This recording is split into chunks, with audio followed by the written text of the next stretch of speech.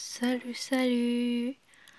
Bienvenue sur ma chaîne DIY au naturel. Aujourd'hui, nous réalisons une poudre nettoyante et désincrustante visage. Pour cette poudre nettoyante, nous allons utiliser du bicarbonate de soude, de l'acide citrique, du charbon, de la poudre d'aloès, de la poudre du moringa, de la glycérine et légèrement d'acide salicylique. Tout d'abord, je fais fondre l'acide salicylique 2 g, dans la glycérine 5 g de glycérine.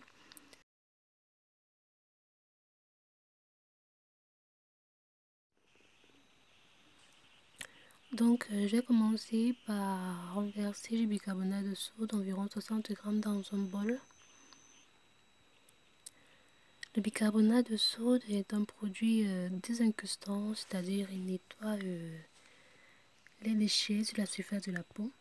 Il est exfoliant, il est antiseptique, anti-inflammatoire. Il est aussi un régulateur de pH. Il est utilisé dans les produits cosmétiques beaucoup plus ces produits-là qui servent à réguler le sébum. C'est-à-dire les gens qui ont toujours le visage qui brille, là, qui transpire trop sur le visage. Il régule le sébum, il est désincrustant, exfoliant, on l'a déjà dit. Il est aussi très utilisé dans les agents déodorants et désodorisants. Vous savez que le bicarbonate, il aspire les odeurs. Et pour ceux-là qui ont tendance à tellement transpirer et avoir des fortes odeurs corporelles, le bicarbonate est très indiqué, bien sûr si vous ne faites pas d'allergie. Donc voilà en quelques mots, quelques bienfaits du bicarbonate de soude. L'on ajoute ensuite de la poudre de moringa, 30 g de poudre de moringa et 15 g de poudre d'aloe vera. Le moringa est très riche en antioxydants, c'est-à-dire il empêche les produits de s'oxyder et parfois de déphaser aussi, d'avoir des odeurs, de changer de texture, de couleur, de devenir nauséabonde. Il est aussi très bien contre les démangeaisons et les dommages liés aux radicaux libres dans les produits. Il prévient et atténue les signes de vieillissement cutané, que ce soit la peau qui tombe, les rides, les ridules. Il est très purifiant, très astringent et contient également des flavonoïdes qui pourraient purifier et reconnu pour assainir, donc très bien nettoyer la peau. Pour la poudre d'aloe vera, je pense qu'on va plus trop s'attarder sur les bienfaits de l'aloe vera. On sait déjà quels sont ses bienfaits, surtout sa poudre qui est très recommandée pour être utilisée sur la surface de la peau, que ce soit un baume dans des pommades. Ceux-là qui ont des blessures, vous pouvez faire un petit baume poudre de feuilles d'aloe vera avec légèrement d'eau, vous appliquez. Elle est aussi nettoyante, régulatrice de sébum, astringente, purifiante. Nous avons également rajouté de l'acide citrique. 50 g d'acide citrique, on sait déjà que c'est un régulateur de pH, il ajuste le pH des préparations. Il est présent dans plusieurs produits tels que le limon, la peau d'orange et surtout le citron, même aussi la citronnelle. Donc 50 g. Ensuite, on va rajouter notre mélange de glycérine, acide salicylique. Nous rajoutons aussi du charbon, 5 g de charbon. Le charbon, lui, il agit contre le vieillissement cutané. Il réduit l'apparition des rides, des ridules, il entretient très bien la souplesse de la peau. Il lutte contre les imperfections, les bactéries et les infections de toute ordure que l'on pourrait avoir au niveau de l'épiderme.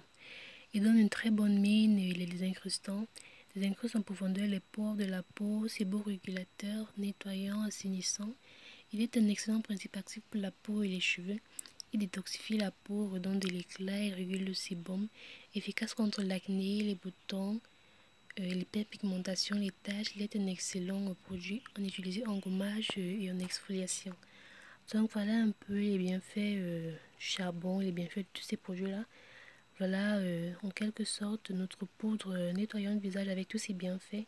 On l'appelle également la poudre qui mousse parce que comme vous savez, quand on mélange du bicarbonate de soude de l'acide citrique au contact de l'eau, on a une certaine effervescence. Donc elle est également appelée la poudre qui mousse.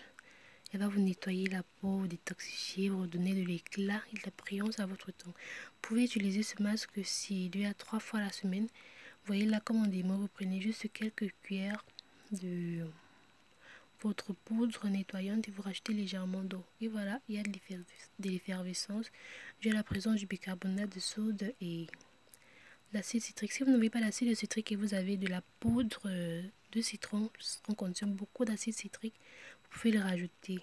Donc dans un produit, si vous n'avez pas d'acide citrique, remplacez par du citron parce que le citron le reconnaît qu'il a très grande teneur en acide citrique. On a tendance même à dire que bon, le citron c'est l'acide citrique parce que vraiment la quantité elle est très élevée dans du citron. Donc voilà, j'hésite 2 à 3 fois la semaine, vous appliquez et mélangez la quantité que vous utilisez. Comment dire, mélangez exactement la quantité que vous allez utiliser, c'est-à-dire ne mélangez pas et laissez une quantité de masque. S'il y en a, est-ce que vous jetez directement. Ce que vous mélangez, c'est ce que vous utilisez sur la peau en totalité. Donc vous appliquez le mouvement circulaire, vous laissez poser environ une quinzaine de minutes, puis vous rincez, de préférence à l'eau tiède. C'est vrai qu'à l'eau froide ça passe, mais si possible à l'eau tiède, c'est mieux. Donc voilà, c'est le tuto de ce jour, une poudre nettoyante et désingressante de visage, encore appelée la poudre qui mousse. Vous voyez là l'effervescence, c'est tout simplement mouah. Il peut arriver que le lendemain de la réalisation de cette poudre, vous vous rendez compte qu'elle a durci, c'est-à-dire devenue très dure là. C'est tout simplement parce que la boîte elle est fermée et il y a légèrement de l'humidité. L'acide acétique alors se met à transpirer et au contact de cette eau-là avec du bicarbonate, il se met à mousser légèrement. Donc il va durcir. Ce que vous avez à faire, c'est pas de paniquer, mais de le mettre au soleil, laisser sécher. Il va redevenir poudreux.